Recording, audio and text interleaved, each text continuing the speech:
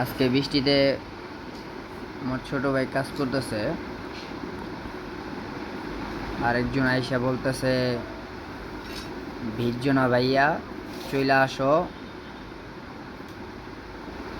জ্বর আসলে কালকে কাজ করতে পারবা না। ওনারা সবাই নাইমা যেতেছে, আবার একটু কাজ দেখায় দিয়া গেল। আরও কাজ করতেছে, ওর সাথেও একজন আছে। বৃষ্টির মধ্যে কিভাবে ভিজা ভিজা কাজ করতেছে।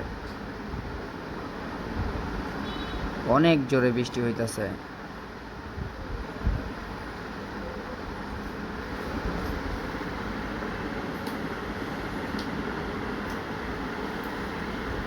কাজ করো ভাইয়া, কাজ করো।